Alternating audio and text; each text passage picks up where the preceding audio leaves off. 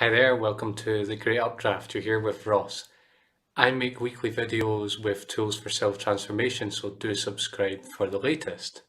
In this video, you're going to learn all the key points of a crucial theory from one of my favourite thinkers, who is Ken Wilber, and you're going to learn how this relates to self-transformation.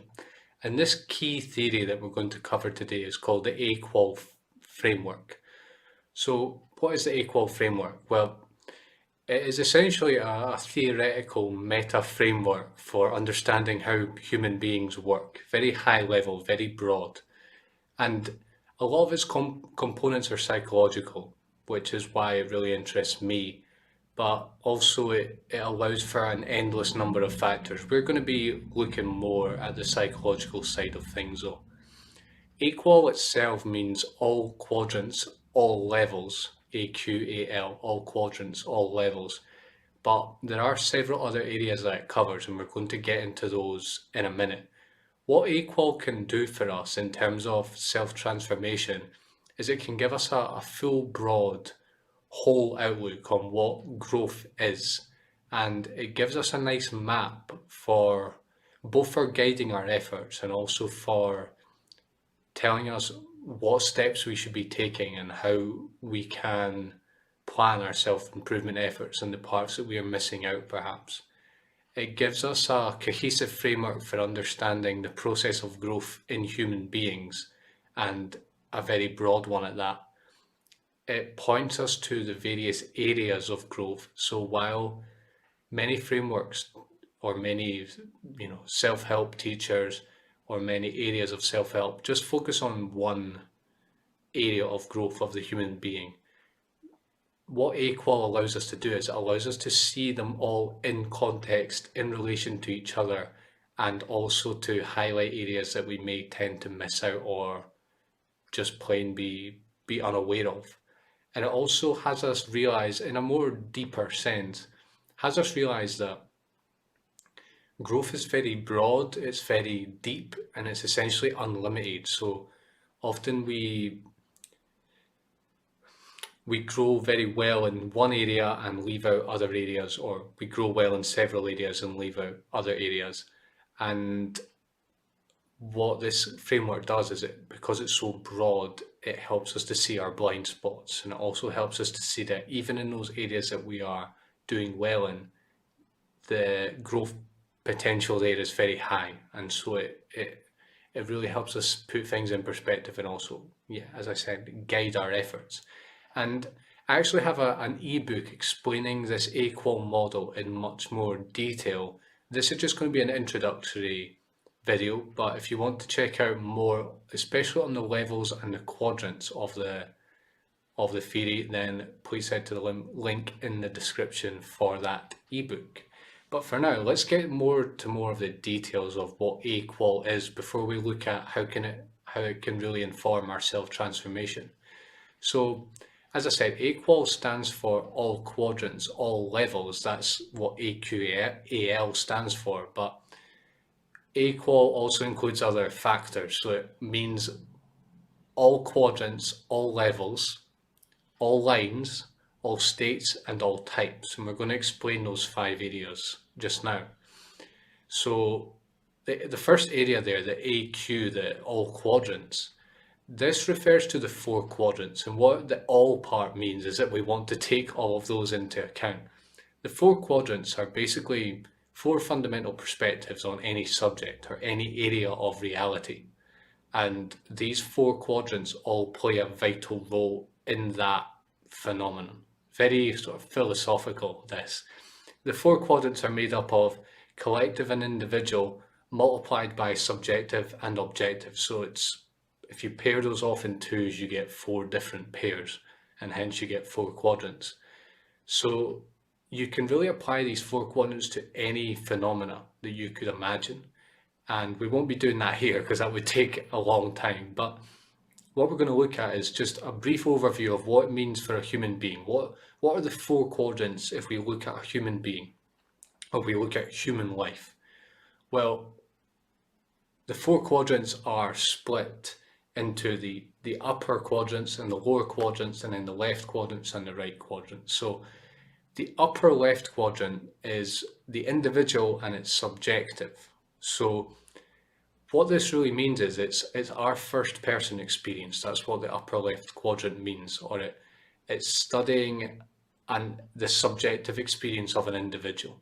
So this includes our emotions, our thoughts, our beliefs, our experience of being a certain person, all our body sensations, and also our reactions on our psychological life. The upper right quadrant is also an individual quadrant, but it's the objective side of the individual. So this is where we get into science and biology and physics and stuff like this. So in human beings, this looks like genes, the brain and all the brain activity, neurons and neural networks and so on, atoms, the human body, the nervous system, and all of the good stuff from biology. The lower left quadrant, let's move into the lower quadrants now. The lower left is collective subjective. So whereas the upper left is individual subjective, this is collective subjective. So the lower quadrants are collective quadrants. And what the collective subjective quadrant covers is factors, like cultural factors, such as language, shared understanding, interpersonal dynamics, and how we relate to each other from within, so to speak. And onto the final quadrant, the lower right quadrant. This is also a collective, but it's on the objective side. So the upper right is individual objective, the lower right is collective objective. And this covers things like the financial system, politics, the economy, and law, and so on. So it's these sort of objective factors that apply to everyone, are the objective factors of a collective human system. And the point here with the quadrants is there's a few points here when it comes to self-transformation. Just in terms of our understanding of the world, first and foremost, we often favor certain quadrants over the other ones, and actually whole disciplines favor certain quadrants over the others, and they sort of reject the other ones. They choose one or two, they focus on those, they claim those to be the only real quadrants that exist without knowing they do so, and they reject the other ones. Science is a good example of this. Science often is very upper right focused. It's individual objectives, so it's biology, it's the brain, it's genes, it's Darwinian evolution and all this. And everything gets reduced to brain activity. Depression gets reduced to brain activity. Meditation states get reduced to brain activity. Psychedelic experiences get reduced to brain activity.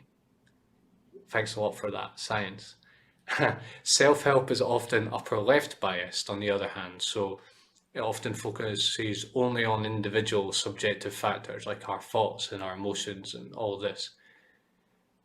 What we want to do is we want to understand that the four quadrants are influencing us all the time, and also the corollary to that is that we are always influencing the four quadrants, and everything that happens in one quadrant also happens in the other, so it has a correlate in the other quadrants. And this can inform our self-help, and we'll see soon why that is. Let's get on to, we've done AQ, let's get on to AL, which is all levels. These are basically the levels of human consciousness, and these are actually visible in all four quadrants, both historically, collectively, and in our personal lives. So they're very broad, these levels of human consciousness. And they're levels of complexity, levels of love. There's different ways of looking at them. I've actually got a whole 8.5-hour course just looking at these levels. So I could talk about this for a while. I'm not going to do so. I'm just going to give a very brief summary. These levels that Wilber has laid out use theories from across the board. So people often talk about spiral dynamics, and they often use that as like their framework.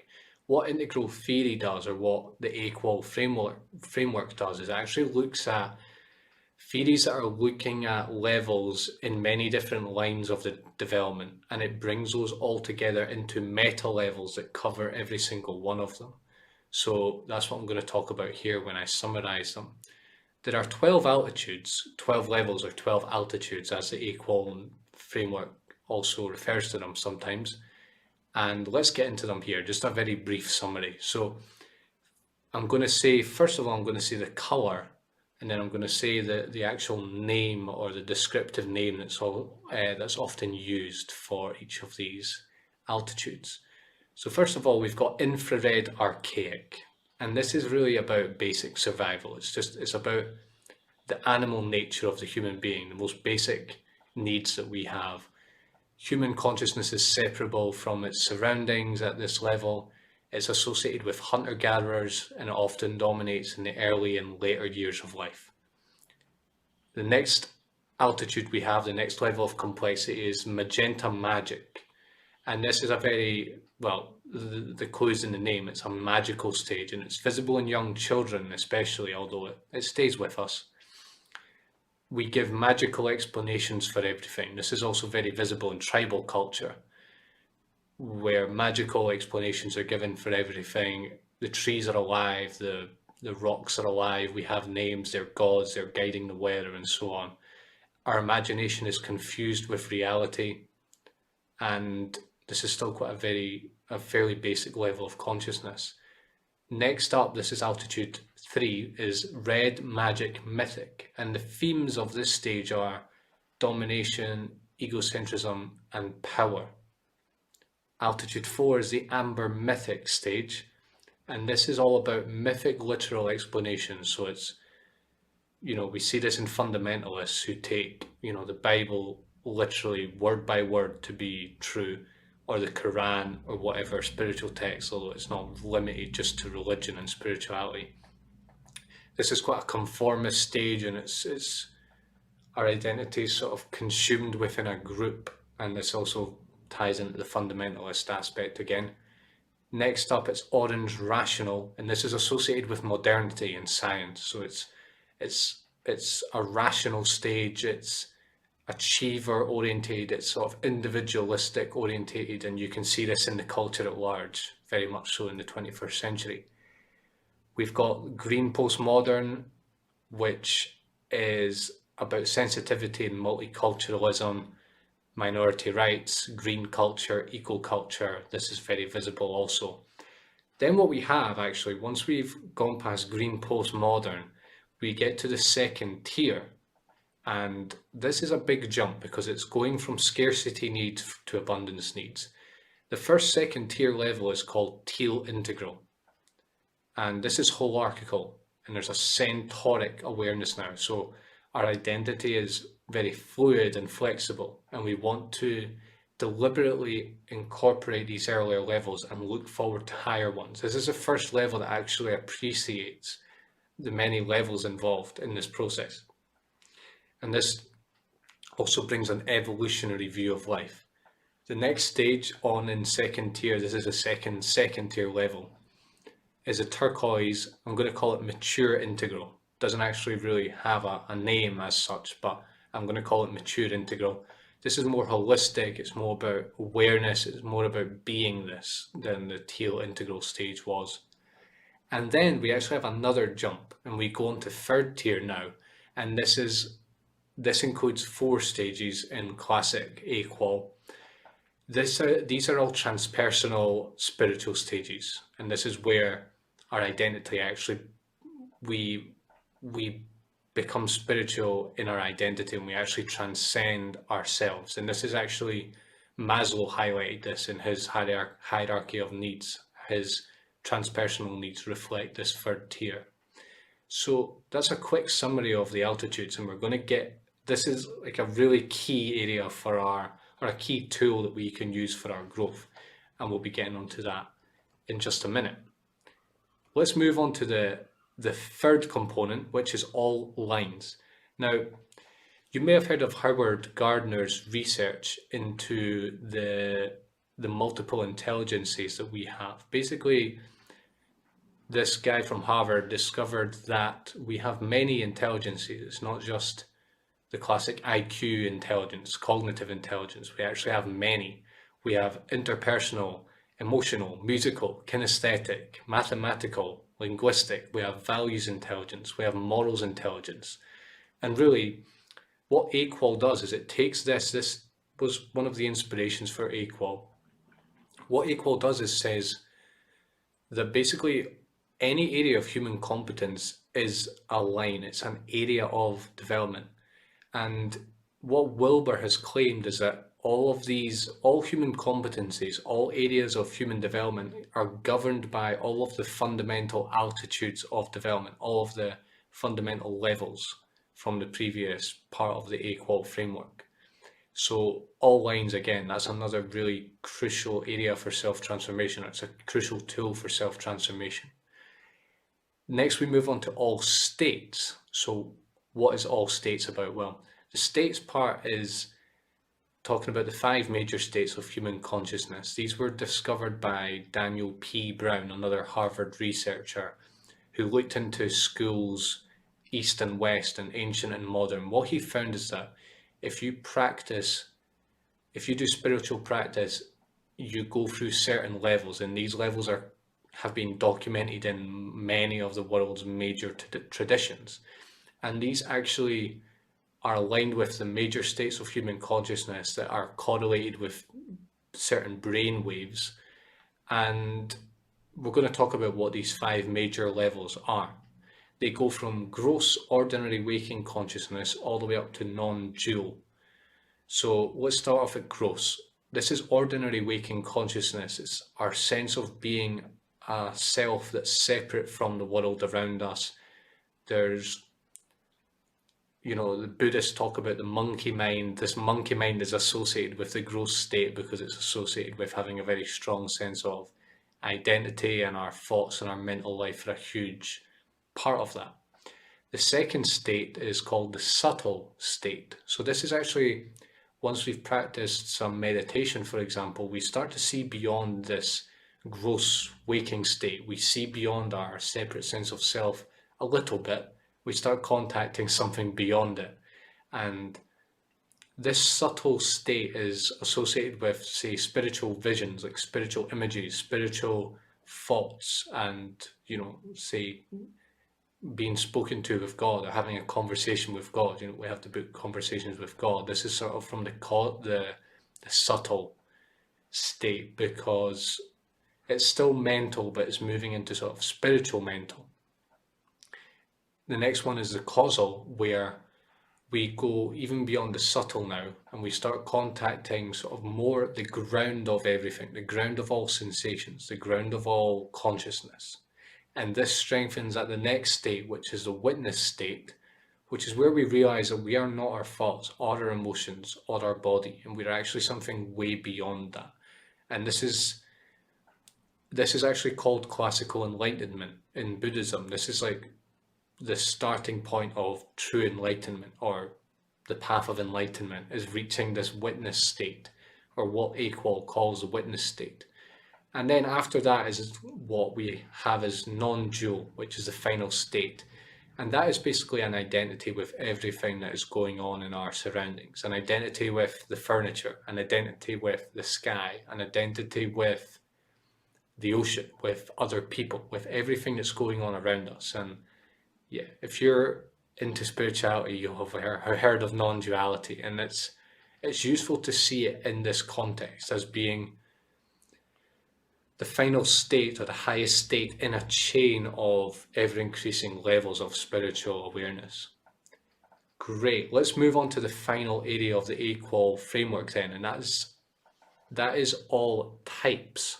So we've had 4 previous ones, now we're on to all types. And what the all types aspect covers is typologies. So typologies such as a Myers-Briggs or the Enneagram. We're talking about personality types here. And what role it plays in the AQAL framework is that the types are independent of all the other factors, of all the other aspects. So we could be at any stage of development or any altitude of development and have any type. And as we say advance through the levels of development, our type doesn't change. It's a constant.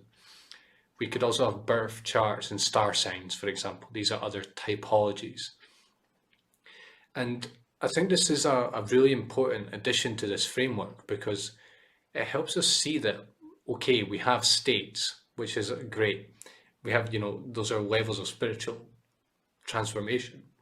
We also have the stages of development, the basic levels of development. We have the lines of the development. We have many different areas in which we can develop, but also we have typologies, and these are like, these sort of define who we are as a personality, regardless of how evolved we are in these other areas. So yeah, a really important addition to the framework, I think. Let's now talk about, so we've talked about all quadrants, all levels, all states, all lines, and all types. What I want to talk about now is just how this relates to self-transformation. And Wilber has actually talked about this himself. He's laid out 4 areas of growth, or 4 main areas of growth based on the AQAL framework. Growth in the state realm is called waking up. Enlightenment or waking up, it has that vibe to it. This is where we deliberately go into higher states, or we download higher states. We have like peak experiences of higher states. We also have growing up, which is stage growth, which is something that we're always engaged in. And well, often it happens that we at age, when we're born, we move through certain levels, we download. Once we reach a certain age, we don't grow anymore. That's sort of what seems to be the norm. But growing up is a conscious attempt to move into higher altitudes, to download higher altitudes. We also have opening up, which is to grow in different lines of development. So not only do we want growing up in terms of downloading higher altitudes, but we also want to do that in different lines, and we also want to open up to growth across many lines, because that gives us sort of a holistic transformation. But it's not, we don't have to grow in every single line. It's the way I see it is about identifying our weak points. It's about, say, if I'm low in interpersonal skills, then I can work on that, and I know that that's an actual area of human intelligence, and it gives me a framework for this. It's not about mastering every level of the human being. That would be like playing a sandbox video game and trying to master all the areas in it. Doesn't really tend to happen like that. And we have an equalizer. If you look at a music equalizer, it has different levels, or many different levels all bouncing up and down. Similar things happening in our lines of development. We also have what's called cleaning up. Now this sort of relates to both stages and states. And what cleaning up is, it's shadow work. It's about cleaning up repressed psychological material, the kind of thing that Carl Jung and Sigmund Freud talked about. And that is another really crucial area of growth, and it's one that Wilber sets out. So we've got growing up, waking up, cleaning up, and opening up. Now what I'm going to do, I'm just going to look quickly at where this comes into my work. So I take a very holistic view on self-transformation, and for me, the AQAL framework guides me in it. It has me, it's a sanity check for me. If I'm missing anything out, if I'm being partial in my point of view, if I'm giving partial advice to people, or I'm not taking into account all the factors that I could be taking into account. I've got 7 pillars for self-transformation, and really these areas of the 4 sort of areas of growth talked about in AQAL, I cover all of these. So growing up comes into all of my pillars, because I'm always talking about integrating previous levels. Maybe I don't say that explicitly, but I'm using it implicitly to inform my work. And I'm also always talking about pushing into higher levels. So if I'm talking about finances, for example, I always talk about satisfying our basic financial needs. I always talk about how do we make good money doing what we're doing, but also undergird that with higher principles based on higher levels of development, such as a benevolent purpose. Enacting a benevolent vision is one of my pillars. And it also comes into self-mastery and interpersonal skills as well, which are 2 of my other pillars. So growing up really informs much of what I do. Waking up, where does that come into my work? Well, the spirituality pillar, I've got an entire pillar just for spirituality, and so waking up is definitely part of my work. The cleaning up part, I would really put this into my self-mastery pillar, because self-mastery for me, how I define it is, it's about getting to know ourselves psychologically, our sticking points, our repressed aspects, the things that we aren't taking responsibility for, and so on. And so cleaning up is definitely part of that. Opening up as well, to me, my pillars are a good model for opening up. I'm not saying I cover absolutely all of the lines of human development. I don't. But the way that I covered many different areas in search for a holistic transformation, search for a holistic view of human growth. This is very much informed by the idea of opening up and being open to growth in many, many areas in life. And it's, yeah, to me, that's the most fulfilling way to go, and the way to live to have a holistic transformation and not have really strong areas and then be really limited by others, because that's not a good way to live life. Also show how these pillars connect to one another, and how they inform one another, rather than sort of dividing them apart and splitting them and saying, oh, this is more important, this is on its, I see this a lot, and what I try to do is bring them all together and have them all inform each other, and have us one area of growth bringing us up in another area and informing it. So my work really is informed by the AQAL framework. And really, if we step back a little bit, if we look at this AQAL framework in the context of self-transformation, it really just shows us what is this whole self-transformation thing about? What is like the broadest perspective on it? What is all the ways that we can grow? What are all the ways that we are growing in? And where's this growth actually leading us? What does growing even mean? And to me, the AQAL framework really helps me understand that, and helps me step back and see the bigger picture. Also helped me see my potential, because much of these higher levels, they're beyond what most people reach, and what our culture at large, even in the most advanced countries, reaches at the moment. And it really opens up the doors. It inspires me, and it inspires me to keep growing as a person, and to realize that there's actually something, I'm here to live these levels. I'm here to download these higher states or these higher altitudes, and to open up to all lines of development. So that's that. I've been just giving a short introduction to the AQAL framework and how it relates to my work and how it relates to self-transformation at large. Again, for a detailed but concise summary of this theory, more detailed than I've been able to go into here, have a look at my ebook, Integral Meta Theory Condensed. I'm going to put a link to that in the description. If you're new here, come and say hello in the comments section. And for all of you, I want you to tell me which of these areas in your growth, so if it's growing up, cleaning up, waking up, or opening up, which of these you've tended to overlook in your journey of self-transformation, and be really interested to hear your story. Make sure to subscribe for the latest videos, and I'll see you next time. Thank you.